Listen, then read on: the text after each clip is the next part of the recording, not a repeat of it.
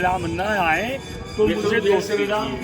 जैसे देखिए हम लोग उतने महान परम धाम पर यहाँ पे आ गए हैं। इसको मटिहानी क्षेत्र कहा जाता है।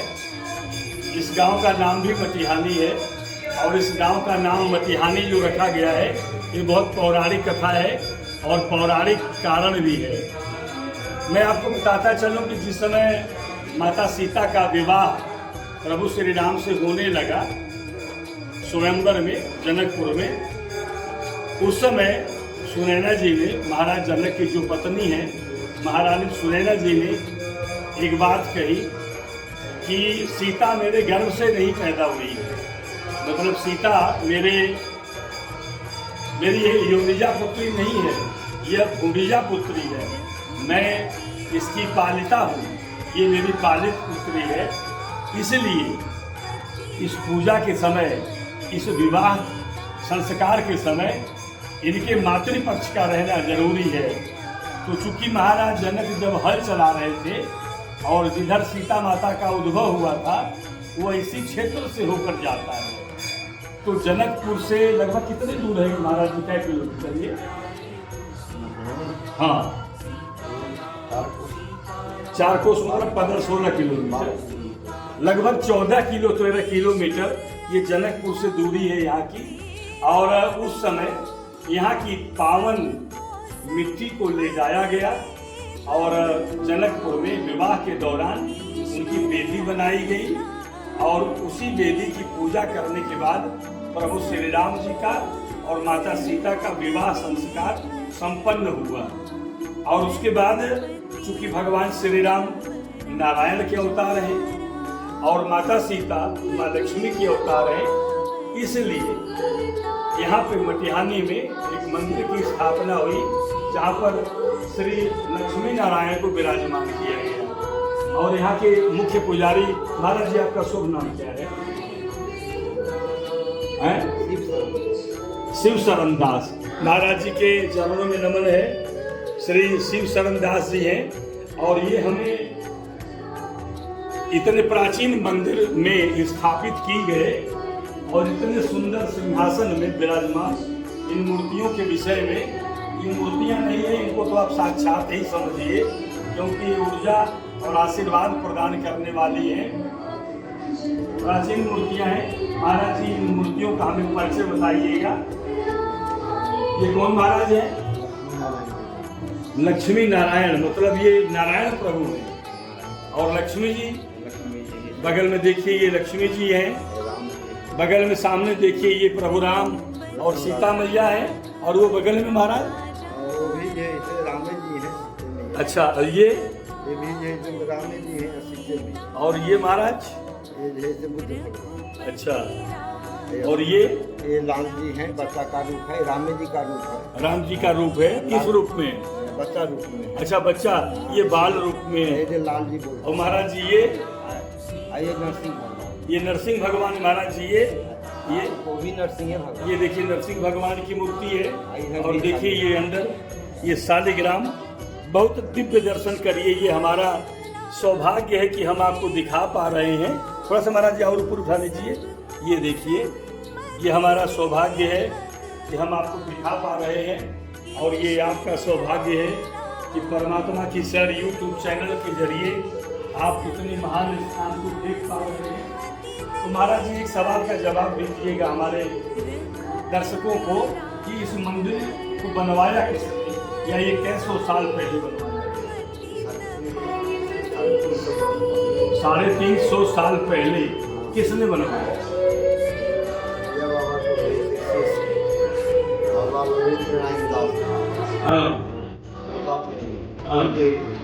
बाबा ललित नारायण दास जी। अच्छा, उन्होंने, बाबा ललित नारायण दास जी कोई सन्यासी थे, भगवान के भक्त थे, नारायण भक्त स्वामी नारायण ललित नारायण दास जी ने 350 साल पहले बनवाया था। एक बार फिर से दर्शन कर लीजिए और पुनः प्रणाम करके श्री लक्ष्मी नारायण को सतत आशीर्वाद प्राप्त करें। ये बहुत दुर्लभ दर्शन है कि जनकपुर नेपाल, काठमांडू और मुख्य मार्गों पर पड़ने वाले बड़े बड़े मंदिरों का दर्शन करके तो लोग चले जाते हैं, लेकिन ये जो मटिहानी है ये मुख्य मार्ग से इतना इंटीरियर में है कि इन लोगों का दर्शन करना आना बड़ा दुष्कर है, क्योंकि जो यहाँ तक पहुँचने का जो मार्ग है वो बहुत बढ़िया नहीं है, बहुत दुष्कर है, टूटा फूटा हुआ है और घूमते घुमाते हुए आता है। इसलिए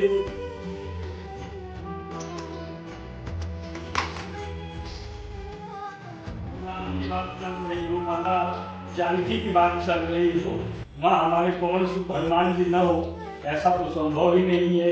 इसलिए इस मंदिर में विराजित सैकड़ों वर्ष पुरानी महाराज हनुमान जी की प्रतिमा को हम नमस्कार करें, हमने प्रणाम करें और इस आश्रम को महानता प्रदान करने वाले कुछ ऋषियों का दर्शन करें। यहाँ पे आइए दिखाइए,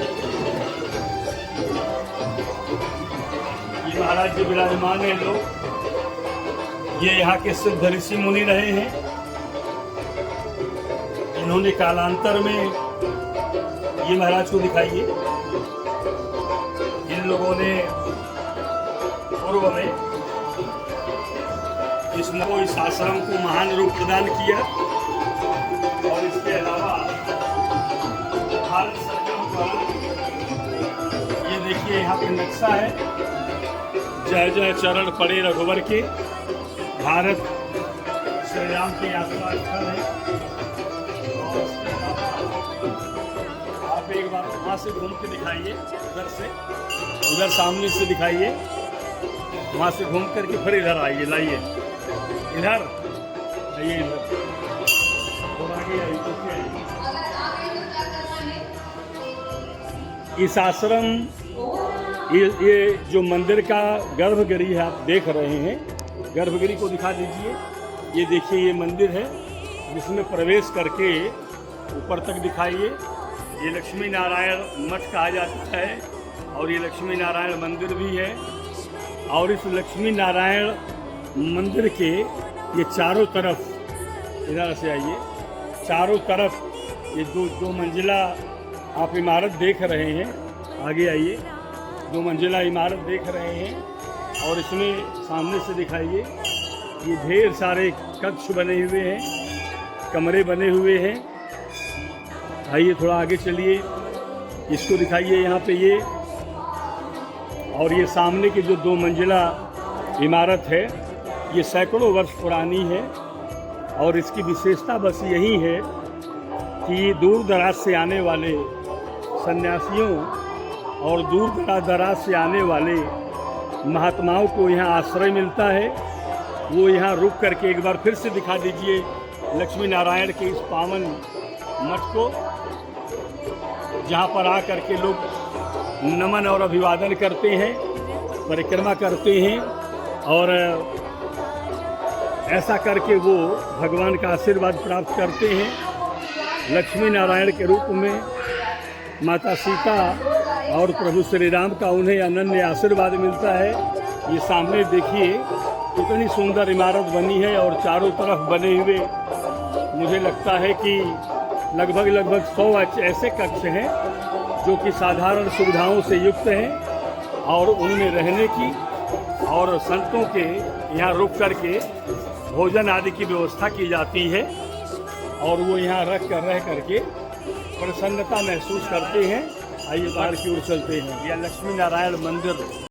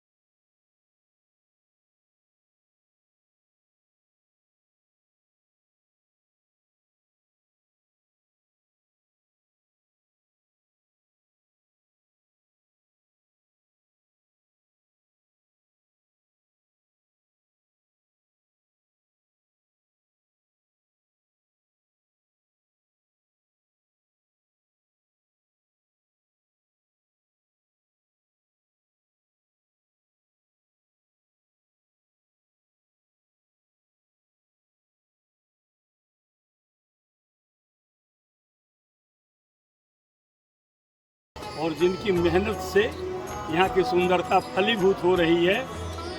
मैं बताता चलूँ कि यहाँ की व्यवस्था में सरकार द्वारा कहीं किसी तरह का कोई योगदान नहीं है। चूँकि यहाँ पर भगवान श्री राम के पद चिन्ह है और यहाँ पर राम वनगमन पथ का मैप भी नक्शा लगा हुआ है। तो अभी मुझे भी ये नहीं मालूम है कि भारत सरकार अपने देश के बाहर मतलब जनकपुर में भी प्रभु श्री राम से जुड़े तीर्थ स्थलों के सुंदरीकरण के लिए धन आवंटित करेगी कि नहीं, इस बात की मुझे जानकारी नहीं है और इस बात की मुझे कल्पना भी नहीं है। और थोड़ा सा आगे आइए।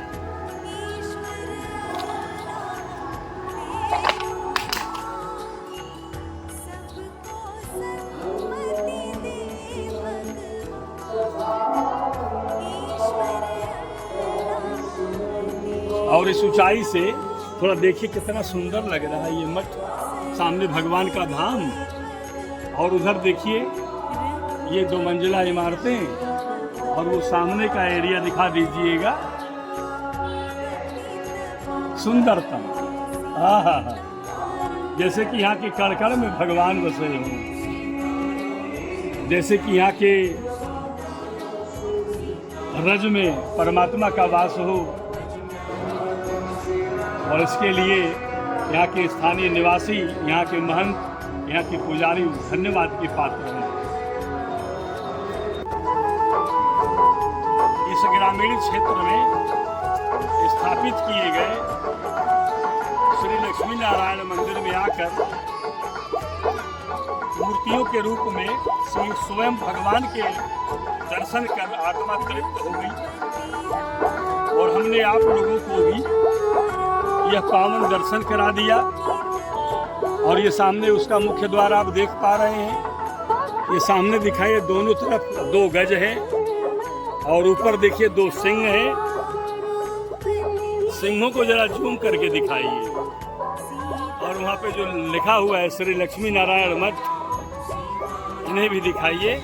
और दूसरे पल में ये सामने एक छोटा सा सरोवर बना है, यहाँ एक छोटा सा सरोवर बना है, इसको भी सुंदरीकरण कर दिया गया है।